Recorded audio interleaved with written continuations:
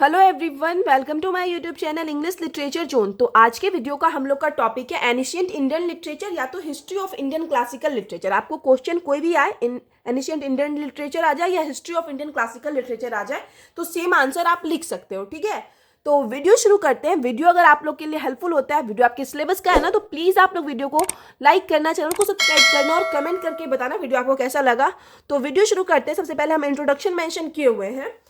History of Indian classical literature, it means जो India का, भारत का क्लासिकल लिटरेचर है। क्लासिकल इट मीन्स हो जाता है शास्त्रीय। शास्त्रीय इट मीन्स हम लोग बोल सकते हैं हम लोग का जो ट्रेडिशनल लिटरेचर है, इट मीन्स जो पुराना टाइम का, जिसमें हम लोग के कल्चर का पता चले, हम लोग की परंपरा का, ट्रेडिशन का पता चले ना, तो वो जो लिटरेचर है, जो उसका इतिहास है भारत का, तो भारत के क्लासिकल लिटरेचर का जो इतिहास है is one of the most beautiful. वह बहुत ज़्यादा, मतलब सारे लिटरेचर के इतिहास में से, सारे अलग अलग कंट्री के लिटरेचर के इतिहास में से बहुत ब्यूटीफुल, इट मीन्स सुंदर माना जाता है। And voluminous, voluminous it means बहुत विशाल है, बहुत बड़ा है।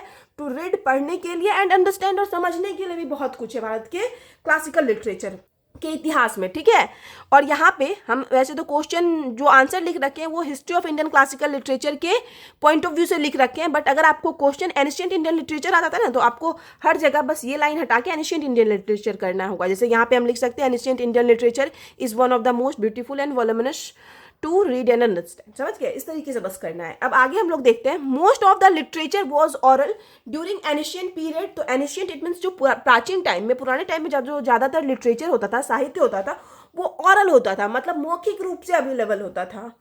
एट द बिगिनिंग, शुरुआत में, of the literature was transmitted hourly. Literature को, साहित्य को ट्रांसमिट इट मीन्स संचारित किया जा रहा था। ऑरली इट मीन्स मौखिक रूप से, from one person to another, मतलब एक पर्सन से दूसरे पर्सन तक। स्टार्टिंग में जब हम लोग के पास लिखने का कला नहीं था, ठीक है, तो उस टाइम क्या करता था, लिटरेचर को ऑरली ट्रांसमिट किया जाता था, संचारित किया जाता था। इट मीन्स जो होता है ना कि कोई स्टोरी हम दादाजी से, अपने दादाजी से सुने, और मेरे दादाजी अपने वो पापा से सुने होंगे, तो इस, और फिर मेरे दादाजी के पापा वो अपने पापा से सुने होंगे, लेकिन वो स्टोरी आज हम तक आया, फिर हम आगे की जनरेशन को सुनाएंगे, तो ये क्या हो गया, वो स्टोरी ऑरली ट्रांसमिट हो रहा है। ठीक है, ऑरली मतलब संचारित हो रहा है, हम लोग बस मौखिक रूप से उस स्टोरी को आगे बढ़ा रहे। तो पुराने टाइम में यही होता था, लिखा हुआ वर्क नहीं मिलता था, उसको मौखिक रूप से आगे बढ़ाया जाता था। ठीक है, एक पर्सन से दूसरे पर्सन तक। अब आगे है, there were no written records, ना तो उस टाइम का कोई लिखित प्रमाण है हम लोग के पास। History of Indian classical consist of, history of Indian classical literature का जो हो, कंसिस्ट ऑफ 4 वेदास। ये 4 वेदा से मिलकर बना है। भारत का जो क्लासिकल लिटरेचर का साहित्य है वो 4 वेदा से मिलकर बना है। कौन कौन? Called Rigveda, Yajurveda, Samaveda and Atharvaveda. ठीक है, तो यहाँ पे सेम हम वही बता रहे हैं कि अगर आपको एनिशिएंट इंडियन लिटरेचर आएगा तो यहाँ पे लिखोगे आप ancient Indian literature consist of 4 Vedas. ठीक है, अब आगे है the earliest known literary work of Aryans. जो आर्यंस इट मीन्स, आर्यंस एक तरह से हम लोग बोल सकते हैं हिंदुज्म को भी, मतलब हिंदू लोग को मेनली आर्यंस बोला जाता था। और ये भी बोला जाता है कि आर्यवर्त, जो इंडिया का पुराना नाम एक आर्यवर्त भी माना जाता है ना, तो आर्यवर्त में रहने वाले लोग को भी आर्यंस कहा जाता था। ऐसा कुछ प्राचीन टाइम की मान्यता है। ठीक है, तो जो आर्यंस का जो वर्क था वॉज द ऋग्वेदा। तो वो सबसे पुराना वर्क माना जाता है, सबसे पहला वर्क माना जाता है ऋग्वेदा को, साहित्य का। It consist of 1080 hymns. 1080 hymns it means 1028 श्लोक है इसमें, इन द संस्कृत, वो भी किसमें? संस्कृत में। Rigveda is one of the oldest literary works of the world. तो ऋग्वेदा जो है वन ऑफ द ओल्डेस्ट, पुराना लिटरेरी साहित्यिक वर्क माना जाता है पूरे वर्ल्ड का। ठीक है, followed by Rigveda is the other 3 वेदा। तो ऋग्वेदा के बाद 3 और वेदा आए, कॉल्ड यजुर्वेद। उसके बाद जो है यजुर्वेद है, सामवेद है, अथर्ववेद है। ये 3 वेद ऋग्वेदा के बाद आए, और सबसे पहला वेद, सबसे प्राचीन वेद जो है हम लोग का, वो ऋग्वेद है। Each of this Vedas is further classify into Samhitas. बाद में इन सारे वेदास को अलग अलग भागों में बांटा गया, क्लासीफाई किया गया, जैसे कि समाहितास में बांटा गया, which give information on mantras, जो कि हम लोग के मंत्र के बारे में इंफॉर्मेशन देता है, जानकारी देता है। आप चाहो तो अलग अलग सारे वेद के बारे में डिस्कस कर सकते हो। ऋग्वेद का एक पॉइंट बना के ऋग्वेद के बारे में डिस्कस कर सकते हो, यजुर्वेद के बारे में डिस्कस कर सकते हो। ठीक है, Aryan cause which help us to do rituals. अब आर्यन काज में भी वेदा को बांटा कि जो कि हम लोग को रिचुअल्स करने में एंड सेरेमनीज करने में इन द राइट वे, तो हेल्प करता था रिचुअल्स में। रिचुअल्स इट मीन्स हम लोग बोल सकते हैं अनुष्ठान, या कोई पूजा का तरीका हो, यज्ञ का तरीका हो, तो वो हम लोग को उसमें हेल्प करता था, और सेरेमनी समारोह में हेल्प करता था। ठीक है, आर्य का, कि कैसे राइट तरीके से किया जाए, सही तरीके से किया जाए। उपनिषद विच डिस्कस्ड मेडिटेशन, उपनिषद में मेडिटेशन इट मीन्स ध्यान के बारे में डिस्कस किया गया था, फिलोसफी के बारे में डिस्कस किया गया था, and last in the Upasana is worship, और लास्ट में उपासना को, जो कि उपासना ही पूजा है, ऐसा कहा गया था। ठीक है, अब आगे है history of Indian classical literature. जो भारत के क्लासिकल लिटरेचर का साहित्य है can be divided into 2 categories, उसको 2 भागों में बांटा जा सकता है, नोन एज श्रुति एंड स्मृति, जिसको कि जाना जाता है किस रूप से, किस नाम से, श्रुति और स्मृति के नाम से जाना जाता है। ठीक है, अगर आपको फिर से हम बोल रहे हैं क्वेश्चन एनिशियंट इंडियन लिटरेचर होगा तो आप यहाँ लिखोगे ancient Indian literature can be divided into 2 categories, फिर आगे मेंशन करोगे सेम। श्रुति इज वोकल और लिसनिंग, श्रुति जो था उसको क्या किया जाता था, वोकल इट मीन्स सुनाया जाता था, और लिसनिंग सुना जाता था। ठीक है, एंड मौखिक रूप से। स्मृति इज व्हाट इज रिमेंबर्ड, और स्मृति क्या होती थी, जिसको कि याद किया जाता था, याद रखा गया। ठीक है, Vedas and Upanishad fall under Shruti, Shruti के अंदर वेदास जो और उपनिषद जो है वो श्रुति के अंदर आते हैं। While the smriti consist of great epics of Ramayana और महाभारत, और महाभारत की जो ग्रेट एपिक्स हैं, काव्य हैं, रामायण और महाभारत, वो किसके अंदर आते हैं, स्मृति के अंदर। मनुस्मृति, जो कि आप लोग पढ़े होंगे अगर आप लोग कंपटीशन का एग्जाम का प्रिपरेशन किए हुए हैं, तो इसमें मनुस्मृति के बारे में डिस्कशन तो मिलता ही है इन सब के बारे में। मनुस्मृति एंड अदर शास्त्रास, जो मनुस्मृति और जो दूसरे शास्त्र हैं, are considered essential smriti literature, वो इसेंशियल इट मीन्स प्रमुख आवश्यक स्मृति लिटरेचर, स्मृति साहित्य के रूप में जाने जाते हैं, मनुस्मृति को जाना जाता है। अब आगे हिस्टोरियंस, जो इट मीन्स जो इतिहासकार हैं, are of the view that Rigveda is the most important Veda.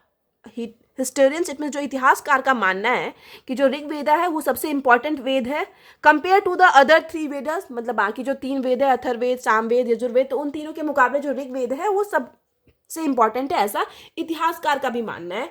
It is believe that, ऐसा माना जाता है, Vedas did not comply during any single time, कि वेदास जो है जब इसको लिखा गया, जब बनाया गया, तो किसी एक सिंगल टाइम में नहीं बनाया गया कि एक टाइम लिया गया उस टाइम पीरियड में बना दिया गया। It takes years for the completion of Vedas, मतलब वेदास के कंप्लीटेशन में इट मीन्स वेद को लिखने में, इसको पूरा करने में वर्षों लगे हैं। Hence it can be said that, इसलिए यह कहा जा सकता है, कहा गया है that Veda provided valuable insights, कि वेदा जो हम लोग को है ना वैल्यूएबल इट मीन्स मूल्यवान इंसाइट, इट मीन्स कुछ अंतर्दृष्टि देते हैं इनटू हिस्ट्री का, मतलब हिस्ट्री के बारे में कुछ मूल्यवान इंसाइट देते हैं एंड कल्चर, हमारी परंपरा का, ड्यूरिंग द एनिशियंट पीरियड, के एनिशियंट पीरियड के टाइम में हम लोग का इतिहास कैसा था, क्या हम लोग का कल्चर था, उसके बारे में वेदा से हम लोग को बहुत अच्छे से जानकारी मिलती है। अब आगे है history of Indian classical literature includes many shastras. History of Indian classical literature में क्या क्या इंक्लूड शामिल है, शास्त्र, हेम्स मिथ, श्लोक शामिल है, which are usually praises the deity, जिसमें कि मेनली किसका तारीफ किया जाता है, डाइटी इट मीन्स देवता की तारीफ किया जाता है, देवताओं के बारे में मेनली हम लोग का शास्त्र या उपनिषद मेनली बेस्ड होता था इन सब पे। अब आगे है रामायण एंड महाभारत, तो रामायण और महाभारत के बारे में हम लोग पढ़ेंगे। Ramayana and Mahabharata are considered greatest Indian epic, तो यहाँ ग्रेटेस्ट भी आप लिख सकते हो, ग्रेटेस्ट इंडियन एपिक है। पोइट्री ऑफ एनिशियंट टाइम, तो प्राचीन टाइम का जो पोइट्री का ग्रेटेस्ट एपिक माना जाता है रामायण और महाभारत को। दे वेयर ओरिजिनली कंपोज्ड इन संस्कृत, और ओरिजिनली जो इसको मतलब रियलिटी में जो है कंपोज किया गया था वो संस्कृत में बनाया गया था इसको, but have since been translated into many language, लेकिन इसको बाद में अब बहुत सारी भाषाओं में ट्रांसलेट किया गया, जैसे कि इंग्लिश में ट्रांसलेट किया गया। इंग्लिश में भी हम लोग को रामायण के बारे में पढ़ना होता है, बहुत सारे यूनिवर्सिटीज के सिलेबस में है रामायण के बारे में, वो कमेंट भी आ रहा है मेरे पे वीडियो बनाने के लिए रामायण के ऊपर, ठीक है। तो रामायण क्या होता है कि उसको इंग्लिश में, हिंदी में, सब में ट्रांसलेट किया गया और बहुत सारी भाषाओं में ट्रांसलेट किया गया है रामायण को। Ramayana is an ancient epic poem, epic poem it means हो जाते हैं कि बहुत लंबी पोएम है, ठीक है। दैट डिस्क्राइब, जिसमें कि व्याख्या किया गया the struggle of Prince Ram it mean जो राजा राम है उनके स्ट्रगल, संघर्ष को दिखाया गया टू रिलीज हिज वाइफ, कि कैसे वो अपनी वाइफ को रिलीज इट मीन्स फ्री करवाते हैं, सीता को, from the hand of demon Ravana, की डेमन इट मीन जो राक्षस रावण से कैसे अपनी वाइफ को फ्री करवाते हैं, मेन इस चीज के स्ट्रगल को दिखाया गया है। The author of Ramayana is Valmiki, author जो है रामायण के वो कौन है, वाल्मीकि है। It is considered one of the largest epic literature in the world का one of the largest epic literature माना जाता है रामायण को, ठीक है। अगर हम बात करें तो रामायण से ज्यादा बड़ा कौन है, बहुत बड़ा है रामायण से कौन, महाभारत, बट फिर भी रामायण को भी मतलब वन ऑफ द ग्रेटेस्ट माना जाता है, मतलब बहुत बड़ा लार्जेस्ट लिटरेचर माना जाता है। कंसिस्ट ऑफ 24,000 वर्सेस, इसमें 24,000 वर्ष है, एंड 500 सर्क्स इसमें हम बोल सकते हैं 500 चैप्टर है। अगर हम लोग रामायण की बात करें तो ये तो हो गया कि इसमें 24,000 श्लोक हैं और 500 लगभग चैप्टर हैं। अगर रामायण की बात है तो इसको रामायण को टोटल 7 कांड में बांटा गया है। जो राम का जन्म हुआ और जन्म से लेके लव कुश जो राम के बेटे थे वहां तक की पूरी स्टोरी को 7 कांड में बांटा गया, जिसमें सबसे पहला आ जाता है बालक कांड, ठीक है, बालाकांड जिसको बोलते हैं। फिर दूसरा बालाकांड में क्या होता है कि राम का जन्म दिखाया जाता है, और फिर राम जन्म से लेके शिक्षा ग्रहण और उसके बाद उनका राम का शादी, ये सारा बाल्यकांड में आ जाता है। फिर सेकंड आता है अयोध्या कांड। अयोध्या कांड में दिखाया जाता है, तो हम टोटल 7 कांड के बारे में बताएंगे। तो अयोध्या कांड के बारे में दिखाया जाता है कि राम को कैसे वनवास हुआ था, राजा दशरथ की मृत्यु हुई, और फिर भरत क्या किया, राम को वापस लाने गया था ना, और फिर बाद में राम की चरण पादुका लेके आया, तो ये अयोध्या कांड में आ जाता है। अब थर्ड नंबर का होता है आर्यन्या कांड, ऐसे कुछ होता है। तो उसमें क्या दिखाता है ना कि जो रावण की बहन शूर्पणखा आई थी, जो राम या लक्ष्मण दोनों से शादी करना चाहती थी, उसके बाद रावण जो है सीता को कैप्चर कर लेता है, सीता को मतलब चुरा लेता है, सीता को एक तरह से हम बोल सकते हैं किडनैप कर लेता है। तो वो आपको आ जाता है थर्ड कांड में, आरण्य कांड में। अब आता है किष्किंधा कांड। किष्किंधा कांड में आपको जो वानर पूरा सेना से मिले थे ना सारे, मतलब अगर हम बोले बाली जो किंग, बंदर का जो राजा था, वानरों का राजा बाली, या फिर हम लोग बोल सकते हैं सुग्रीव, हनुमान, तो इन सबसे किष्किंधा कांड में मिले और राम भगवान। उसके बाद चौथा हो गया, पांचवा आपको आता है सुंदरकांड। सुंदरकांड में पूरा हनुमान के बारे में, हनुमान जो किया, मतलब कैसे सीता जी से मिलने गया लंका और फिर लंका को पूरा जला दिया, तो ये मेनली हनुमान पे बेस्ड है सुंदरकांड। उसके बाद आता है युद्धकांड। युद्धकांड में सिर्फ युद्ध दिखाया गया कि चारों भाई से राम लड़ते हैं और एंड में सीता को फ्री करके अयोध्या ले आते हैं। और सबसे आखिरी कांड है, 7वां जो कांड है वो है उत्तरकांड। उत्तरकांड माना जाता है। तो उत्तरकांड में दिखाया गया कि कैसे सीता जी को अग्नि परीक्षा लेने के बाद भी निकाल दिया जाता है अयोध्या से। फिर लवकुश का जन्म होता है, लवकुश मतलब राम से मिलते हैं, तो मेनली ये सब दिखाया जाता है उत्तरकांड में। तो यहाँ तक की स्टोरी है, 7 कांड में रामायण को बांटा गया है। ये भी आप ध्यान रखिएगा, अगर आपके सिलेबस में है तो ऑब्जेक्टिव पॉइंट ऑफ व्यू से इंपॉर्टेंट हो जाता है। अब आगे है Mahabharata is an ancient epic literature. Mahabharata जो है वो भी पुराना एपिक लिटरेचर है। That tells the story of Bharata dynasty, जो कि भरत के राजवंश के बारे में हम लोग को उसकी कहानी बताता है। The author of Mahabharata is attributed to Vyasa. Vyasa को माना जाता है महाभारत का author. It consist of 1 lakh verses, ठीक है, इसमें 1 लाख वर्ष, इट मीन्स 1 लाख श्लोक माना जाता है महाभारत में है, ठीक है। रामायण में 24,000, तो महाभारत में 1 लाख लगभग। Some of the important moral stories, और कुछ नैतिक शिक्षा, मतलब कुछ ऐसी कहानी भी है महाभारत में जिसमें कि हम लोग को कुछ बहुत अच्छी शिक्षा मिलती है। इन महाभारत इंक्लूडेड, जिसमें कि है भगवद गीता, जिसमें कि पूरा कृष्ण के बारे में है, ठीक है, कृष्ण का पूरा लाइफ ही महाभारत में है। एंड दमयंती भी एक बहुत अच्छी लव स्टोरी है, ठीक है, कुमार संभवम के तरह ही, कालिदास की कुमार संभवम के तरह ही। तो उसी तरह ये दमयंती भी काफ़ी अच्छी स्टोरी है। तो ये भी किसमें है, महाभारत का एक पार्ट है। ये हो गया रामायण और महाभारत के बारे में पढ़ लिया। अब अर्ली बुद्धिस्ट लिटरेचर, ये भी हम लोग के पुराने लिटरेचर, क्लासिकल लिटरेचर में ही आता है। इन 483 BC में the teaching of Buddha was rehearsed. क्या, जो बुद्धा का जो बुद्ध भगवान थे ना, गौतम बुद्ध, तो उनके टीचिंग को, उनके उपदेशों को रिहर्स्ड, इट मीन्स क्या किया गया, दोबारा पूर्वाभ्यास किया गया। दोबारा होता है ना, रिहर्सल करते हैं, दोबारा फिर किसी चीज को प्रैक्टिस करते हैं, तो रिहर्स्ड पूर्वाभ्यास किया गया। एंड वैलिडेटेड इट मीन्स फिर से सत्यापन किया गया in the first council. It means first council हम बोल सकते हैं कि पहली परिषद में इसका पूर्वाभ्यास किया गया, बुद्ध के टीचिंग का, बुद्ध के ज्ञान का, बुद्ध की शिक्षाओं का, और इसका सत्यापन किया गया। After which they are separated into 3 Pitakas. उसके बाद इसको, बुद्ध के ज्ञान को, बुद्ध की टीचिंग को 3 पीठकाज में बांट दिया गया, ठीक है। वो 3 पीठकाज कौन कौन है, सुत्ता पीठका जो सबसे फेमस है, आप कहीं ना कहीं कंफर्म पढ़े होंगे सुत्ता पीठका के बारे में, और सेकेंड जो है विनाया पीठका, और थर्ड जो आ जाता है वो आ जाता है अभिधमा पीठका। ऐसे करके ये 3 पीठका में बांटा गया है। The teaching of Buddha were written down in Pali. तो बुद्धा का जो उपदेश था, भगवान गौतम बुद्ध का जो उपदेश था, वो पाली लैंग्वेज में लिखा गया था।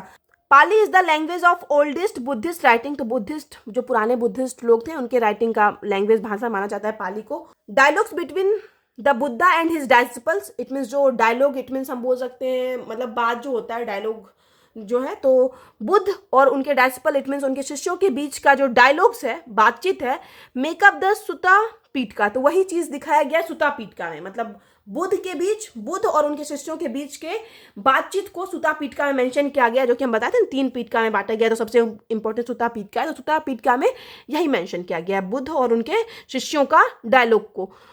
अब आगे है बुद्ध चरित्र is a Sanskrit text, Buddha चरित्र जो है एक संस्कृत टेक्स्ट है on the life of Buddha, जो कि भगवान बुद्ध के लाइफ पे बेस्ड है, ऑथर्ड बाय अश्वघोष, जिसको कि लिखा गया है अश्वघोष के, ठीक है, अश्वघोष के द्वारा। तो आप ये वाले लाइन को ना अलग स्टांजा में लिख सकते हो, सिर्फ इसको। अब आगे हम लोग संस्कृत लिटरेचर के बारे में पढ़ते हैं, ठीक है, कि इंडिया की बात हो रही तो संस्कृत लिटरेचर तो आएगा ही। In number of literary works written just prior of the beginning of the Gupta age had secular character, ठीक है, तो मतलब ढेर सारा लिटरेरी वर्क्स लिखा गया गुप्त एज के पहले, ठीक है, गुप्त एज जो आया उसकी शुरुआत में, उसके शुरू होने से ठीक पहले कई साहित्यिक कृति लिखी गई, ढेर सारा लिटरेरी वर्क्स लिखा गया, जिसमें क्या किया गया ना, सेकुलर कैरेक्टर्स को, मतलब मीन्स हम बोल सकते धर्म निरपेक्ष चरित्र को दिखाया गया। This period saw development of poetry and drama, ये पीरियड हम लोग को दिखाता है कि इस टाइम क्या ड्रामा और पोइट्री में बहुत ज़्यादा डेवलपमेंट आया, विकास हुआ। द सब्जेक्ट इट मीन्स जो भाषा है of this works were majorly political events, तो इस टाइम का जो सब्जेक्ट विषय होता था वर्क्स का, जो इस टाइम जो वर्क लिखा गया तो वो होता था पॉलिटिकल इवेंट्स, यानी राजनीतिक घटनाएं जो होती थी। एलेग्रीज इट मीन्स बोल सकते हैं एक ऐसी स्टोरी जिससे कि हम लोग को, जिससे कि मतलब जिसका कि कुछ ना कुछ हिडन मीनिंग हो, ठीक है। अब आगे कॉमेडीज भी लिखा गया, रोमांस भी लिखा गया, एंड फिलोसफिकल क्वेश्चन भी बहुत सारा किया गया, ठीक है। तो ये वाला आप संस्कृत लिटरेचर में मेंशन नहीं करोगे, संस्कृत लिटरेचर यहाँ से शुरू करना। ये गुप्त एज के बारे में है कि गुप्त एज के बुद्ध के बाद जो गुप्त एज में भी बहुत सारा वर्क लिखा गया। फिर संस्कृत लिटरेचर कालिदास से मेनली शुरू है, आप यहाँ से मेंशन करना, ठीक है। अब आगे है Kalidas is considered the greatest poet in Sanskrit, Kalidas जो है संस्कृत के महान पोएट माने जाते हैं संस्कृत लिटरेचर के। ही रोट रघुवंशम, वो लिखे हुए हैं रघुवंशम, कुमार संभवम पे भी हम नोट्स बना रखे हैं, बट वीडियो अभी तक नहीं बना रखे हैं, ठीक है। तो काफ़ी फेमस वर्क है ये भी, कुमार संभवम भी, और इंग्लिश लिटरेचर में भी इसको पढ़ना होता है। Along with many other works, और भी ढेर सारा वर्क इसके साथ लिखे, जैसे कि मेघदूतम, अभिज्ञान शकुंतलम तो शायद आप लोग के सिलेबस में भी होगा, ठीक है, इस पे कि ऑलरेडी हम वीडियो अपलोड कर रखे हैं। काफ़ी अच्छा लव स्टोरी था, काफ़ी अच्छी स्टोरी थी इसकी। Are the most famous play of Kalidasa, ये चारों पांचों की अगर बात करें तो ये कालिदास का बहुत फेमस प्ले माना जाता है। This are some poets of Sanskrit literature, नीचे हम कुछ पोएट मेंशन किए हुए हैं संस्कृत लिटरेचर का, एंड देयर वर्क्स इंक्लूडिंग, जिसमें कि उनके वर्क को भी शामिल किया गया है। तो ये लाइन भी आप एक स्टांजा छोड़ के लिख सकते हो। जैसे कि आगे है, जैसे सबसे पहला जो है बाण भट्ट रोट हर्षचरित्र, बाण भट्ट जो है हर्षचरित्र नाम का वर्क लिख रखे हैं। द बायोग्राफी, जो कि एक बायोग्राफी है जीवन के बारे में, किंग हर्ष के बारे में, एंड कादम्बरी के बारे में। अब आगे है भवाभूति रोट, भवाभूति लिख रखे हैं, उत्तर रामायणा नाम का वर्क लिख रखे हैं संस्कृत में। फिर आगे है विशाखा दत्त रोट, विशाखा दत्त लिख रखे हैं, मुद्रा राक्षस लिख रखे हैं। अब आगे है शूद्रका का व्रत है मृच्छा काटिका, जिसपे कि ऑलरेडी हम वीडियो अपलोड किए थे। फिर है डांडिन रोट, क्या है, 10 कुमार चरित्र, ठीक है, 10 कुमार चरित्र ये डांडिन लिख रखे हैं। अब आगे है there were also a large number of philosophical literature, ढेर सारा फिलोसफिकल लिटरेचर भी लिखा गया, ठीक है, एनिशियंट टाइम में, पुराने टाइम में। Most important ones are those of Shankaracharya, जिसमें कि शंकराचार्य जो है एक फिलोसफर लिटरेचर के रूप में, मतलब लिटरेचर के राइटर के रूप में मेन जो जाने जाते हैं वो शंकराचार्य जाने जाते हैं। अब आगे है history of Indian classical literature doesn't only mean the Vedas and epics. अगर हम history of Indian classical literature की बात करते हैं तो इसका ये मतलब नहीं कि इसमें सिर्फ वेद और एपिक्स ही आएंगे। It has much more to understand, इसमें और भी बहुत कुछ है समझने के लिए, एंड लर्न फ्रॉम इट, और बहुत कुछ है इससे सीखने के लिए। इंडियन क्लासिकल लिटरेचर, जो भारत का क्लासिकल लिटरेचर है, ट्रेडिशनल लिटरेचर है, पुराना लिटरेचर है, ऑल्सो क्लियरली एक्सप्लेन, या हम लोग को एक्सप्लेन मतलब ये एक्सप्लेन करता है, मतलब व्याख्या करता है the duties of a person, एक इंसान की ड्यूटी को, एंड हाउ ए पर्सन, और कैसे एक इंसान जो है सोज इन कैरेक्टर, कि कैसा एक इंसान का चरित्र होना चाहिए, वो भी एक्सप्लेन करता है।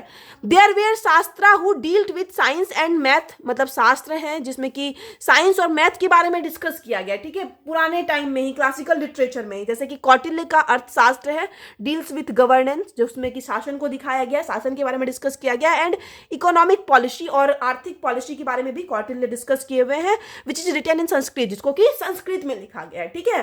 तो यहाँ पे हम लोग डिस्कस कर लिए कुछ फिलोसफिकल, कुछ इकोनॉमिकल, सारे टाइप का वर्क जो कि हम लोग के पुराने टाइम में लिखा गया था। अब हम लोग कंक्लूजन देखते हैं, ठीक है, निष्कर्ष।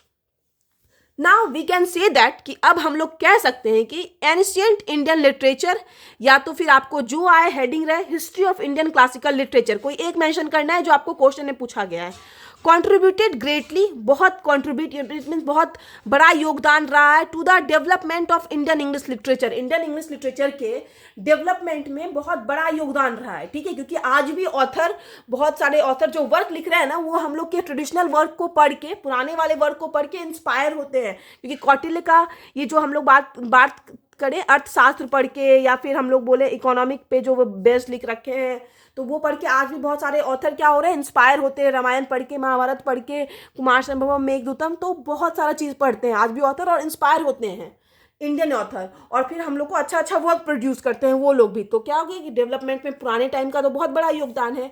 India has a rich cultural heritage, तो इंडिया का जो है ना बहुत धनी, बहुत बड़ा कल्चरल, इट मीन्स हम बोल सकते हैं सांस्कृतिक विरासत है, मतलब एक सांस्कृतिक धन है हम लोग के पास, जो हम लोग के पास बहुत ज़्यादा है। द प्रोग्रेस ऑफ ह्यूमैनिटी, मतलब इन द पास्ट, मतलब मानवता का जो प्रोग्रेस, एक विकास दिखाया गया है पास्ट में, is the subject matter of history, वो मेनली हम लोग के हिस्ट्री का, इतिहास का सब्जेक्ट रहता था, विषय रहता था। In order to understand the present, और अभी को समझने के लिए, प्रेजेंट टाइम को समझने के लिए, we have to track back into root to history of Indian literature, तो हम लोग को इंडियन लिटरेचर के रूट को, जड़ को, मतलब कहाँ से शुरू हुआ इंडियन लिटरेचर, वो समझना बहुत जरूरी है, ठीक है। प्रेजेंट टाइम में लिटरेचर को समझने के लिए, इंडियन लिटरेचर को समझने के लिए, इंडियन लिटरेचर के रूट को, पुराने लिटरेचर को समझना बहुत जरूरी है। इंडियन क्लासिकल लिटरेचर, इंडिया का जो क्लासिकल लिटरेचर है, is the most beautiful and complicated to read and understand, तो इंडिया का जो क्लासिकल लिटरेचर है वो काफ़ी क्या है, ब्यूटीफुल तो है ही, सुंदर तो है ही, एंड कॉम्प्लिकेटेड भी है, बहुत जटिल है, बहुत कठिन है पढ़ने के लिए और समझने के लिए। द वेदास, जो कि हम लोग का वेद है, शास्त्र है, एंड द उपनिषद है, हेल्प ह्यूमन बींग, वो ह्यूमन बींग इट मीन जो इंसान है उसकी मदद करता है टू डेवलप देयर कैरेक्टर, कि हम अपने चरित्र को, अपनी को खुद के अंदर सुधार ला सके, and lead a good life, और एक अच्छा लाइफ जी सके, ठीक है। ये हम लोग को अपने शास्त्रों से, अपने उपनिषद से, अपने वेदों से ही सीख मिलती है, ठीक है। तो यहाँ पे जो है ये वीडियो खत्म होता है। वीडियो अगर आपको अच्छा लगा, आपके लिए हेल्पफुल है ना, तो प्लीज आप लोग वीडियो को लाइक करो, चैनल को सब्सक्राइब करो। होता है वीडियो का अगर आपको रिटन फॉर्म में नोट चाहिए तो वो मेरे साइट पे अपलोड है, साइट का लिंक इसी वीडियो के डिस्क्रिप्शन में मिल जाएगा, और हम कमेंट में भी साइट का लिंक प्रोवाइड कर देंगे, ठीक है। वहाँ पे आपको मार्क्सिस्ट क्रिटिसिज्म, स्ट्रक्चरलिज्म, या फिर न्यू क्रिटिसिज्म, और फिर feminism with the reference of second sex, ये सारा नोट्स ऑलरेडी अपलोड है, ठीक है। तो आप साइट पे जाके देख सकते हो, वहाँ पे सर्च कर सकते हो, तो आप साइट पे जाके चेक कर सकते हो। और अगर आपको कोई प्रॉब्लम होता है, कुछ भी समझ में ना आए, तो आप इंस्टाग्राम पे टेक्स्ट कर सकते हो। इंस्टाग्राम का लिंक भी आपको इस वीडियो के डिस्क्रिप्शन बॉक्स में मिल जाएगा, या फिर चैनल के अबाउट सेक्शन में। तो मिलते हैं नेक्स्ट वीडियो में कोई ना कोई नोट्स के टॉपिक के साथ, तब तक के लिए बाय।